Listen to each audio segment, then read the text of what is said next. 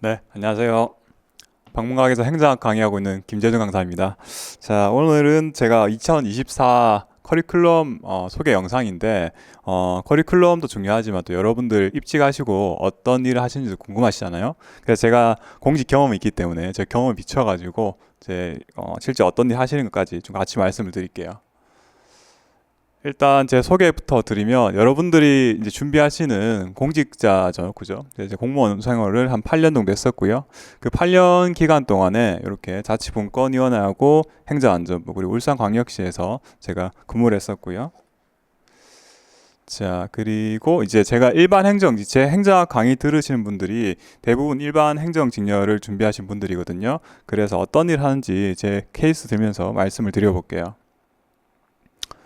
일단 일반 행정 시험 과목은 국가직 9급과 또 7급, 그 지방직 9급, 지방직 7급 이렇게 돼 있죠. 아마 지금 최근에 이제 지방직 9급 이제 TO들 막 나오고 있는 걸 알고 있는데 일단 국어, 영어, 한국사 공통 과목이고요. 행정법, 행정학까지 시험을 보셔야 되고요.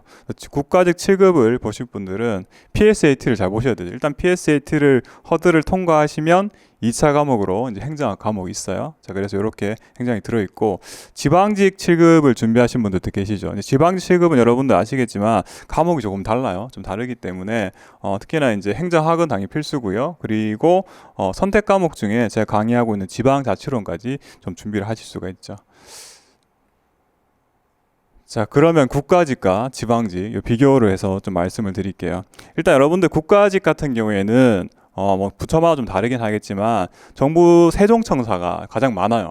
세종청사도 있고요. 근데 세종만 있다고 생각하시면 되는 게 아니라 세종뿐만 아니라 뭐 대전, 뭐 제주도가 될 수도 있고요. 또 과천도 일부 남아 있고요. 그리고 정부 서울청사에도 일부는 있어요. 주로 요즘은 세종으로 좀 많이 넘어가 있고요. 여러분도 지방직을 응시하시게 되면은 당연히 지방자치단체 관할 구역 안에서 근무를 하실 수가 있겠죠. 그렇지만 국가직 같은 경우에는 특히 이제 특행기관이라 하거든요. 지방 특행기관 같은 경우에는 전국적으로 흩어질 수가 있어요. 그러니까 여러분들이 근무처가 세종이 아니고 예상치 못한 지역에 가실 수 있죠. 근데 그게 단점이라면 장점이 어떤 게 있냐면 국가직 같은 경우에는 하시는 일이 그래도 굉장히 좀 한정이 되었기 때문에 전문성이 높아요. 근데 지방직 같은 경우에는 일절 다 하시게 될 거예요. 다양한 일을 하시게 될 건데 뭐 예를 들어서 지금 겨울인데 눈이 온다. 눈이 오면은 비상대기를 하시고 또 눈이 많이 왔으면 제설 작업까지 같이 하실 수가 있어요. 대신에 내가 근무차가 일정하게 좀 안정적으로 근무를 하실 수 있는 장점이 있죠. 기타 뭐 세부적인 건 제가 뭐 강의 중간중간에 국가직의 장점 그리고 지방직 장점 이렇게 말씀을 드릴 거예요. 자, 일반 행정직 공무원은 무슨 일을 하나요라고 제가 이 질문하신 분들이 많으셔가지고 제가 하나 이렇게 캐치 마크를 달고 가져왔는데 일반 행정직 공무원은 특히나 정말로 이 일절 다 하실 거예요. 생각하지 못하셨던 일까지 하실 텐데 뭐 복지 업무가 될 수도 있고요. 아니면 뭐 인사 업무가 될 수도 있고 감사 업무가 될 수도 있고 뭐 광고 업무가 될 수도 있고요. 그래서 정말 다양하게 하실 수가 있어요. 근데 입직을 하시다 보면은 여러분들이 특정 분야에 어느 정도 한정이 돼서 그래도 전보 인사가 일어날 거예요. 무조건 랜덤하게 움직이진 않는데 어느 정도는 완전 랜덤하기보다는 어느 정도는 바운더를 정해서 일을 하시게 될 거예요. 그 중에서 제가 이제 어떤 일 했는지 좀 말씀을 드려볼게요. 저도 주로 기획조정실에서 장기간 근무를 했는데 유일하게 한번 제가 좀 사업부서에서 근무한 적이 있어요. 그게 언제였냐면 관광과에서 근무한 적이 있어요. 관광과. 그래서 이 UNWTO라는 국제 기구가 있어요. 유엔 산하 기구예요.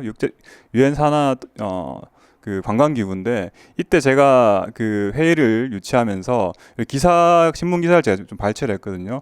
보시면 울산에서 개최될 2013년 카자흐스탄에 이어서 이제 2015년에 저희가 개최했었거든요. 개최 관련해 가지고 보도 자료를 내다 보니까 제가 이렇게 인터뷰 형태로 해가지고 기사를 낸 적이 있어요. 그래서 실제 회의가 어떻게 됐냐면 이런 식으로 했어요. 이런 식으로. 그래서 여러분들 이런 거 많이 보셨죠? 근데 이게 여기는 이제 장관이나 아니면 거기 사무총장 이런 분들 앉으셔가지고 아니면 주요 패널들이 앉으셔가지고 이 토론 주제에 대해서 말씀하시는 거고 이런 걸 다 이제 준비를 해야 되는 거죠. 준비하는 거. 이게 회의가 뭐 며칠 안 되긴 했지만 실제로 회의 준비하는 데는 거의 1년 가까이 걸렸어요. 그래서 첫 번째 제가 이 자리 갔을 때 했던 게 이 UNWTO라는 기구하고 MOU 맺는 거였어요. 근데 MOU를 맺어야 되는데 당연히 영문이겠죠. 영문이 문제가 아니라 영문보다 더 문제됐던 게 일단 저희 울산광역시에서 독자적으로 UNWTO랑 개최한 게 아니라 이 문화체육관광부랑 그리고 기타 부처들하고 같이 이제 공동으로 유치를 했었거든요. 그러다 보니까 협의를 계속 해야 되는 거예요. 협의를. 그런데 이 MOU 과정에서 이게 뭐 깔끔하게 잘 안 되겠죠. 여러 트러블이 있었겠죠. UNWTO에서 요구하는 사항을 이제 우리나라 외교부에 제가 건의를 해보니까 우리나라 현행법상 들어줄 수 없는 사항이라 하더라고요. 그런데 또 UNWTO에서는 나름대로 또 자신들의 내부적인 어떤 절차가 있을 테니까 또 어렵다는 거. 겨우 이제 그래서 제 전임자분께서 겨우 이 회의를 유치해야 하는데 이게 회의가 잘 무산될 위기였어요. 그러다 보니까 이거 어떻게든 해결을 해야 된다. 큰일 났다 해가지고 제가 이 WTO 사무총장 분께 직접 가서 설득을 하면은 이 바꿔줄 수 있다더라고요. 그 MOU에서 협의 안 된 사항을. 그래서 제가 이거 2월이었어요. 지금 아직도 기억이 나는데 2월에 저희 부시장님 모시고 가가지고 원래 UNWTO 본부는 스페인에 있어요. 스페인까지는 너무 머니까 딱 보니까 중간에 보니까 캄보디아에서 UNWTO에서 이제 행사를 하더라고요.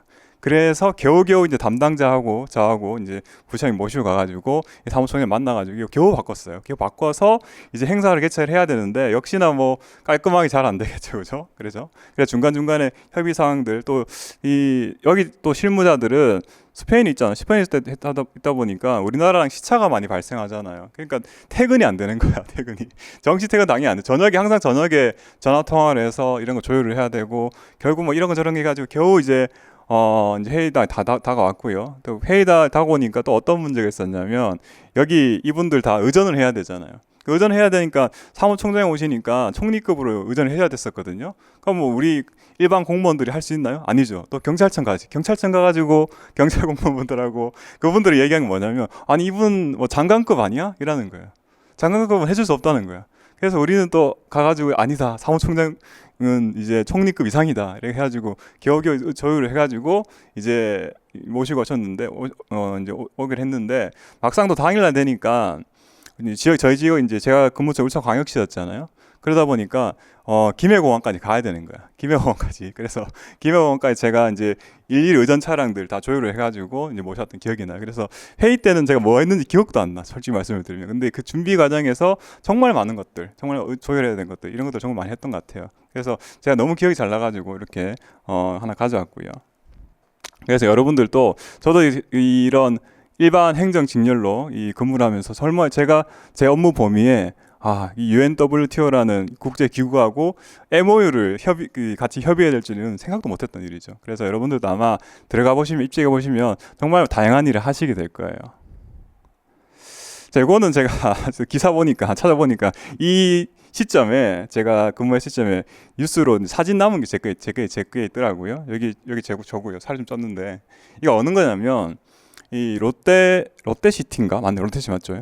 롯데시티가 이제 원래는 제 울산광역시에는 그 호텔이 항상 부족했어요. 이게 국제 행사를 앞두고 호텔이 너무 부족해가지고 고민하던 차에 이때 딱 개관을 할 때가 다 됐어요. 마침내 이게 뭐 딱 맞춰서 회의에 맞춰서 롯데시티에서 이 호텔 지은 건 아니지만 어쨌든간에 다행히도 이때 이렇게 해가지고 이 시에서 좀 누가 와가지고 이 현판식이라나 현판식 이거 뜯는 거 이거 하라고 해가지고 제가 이렇게 참석해가지고 이렇게 찍은 것도 있고요.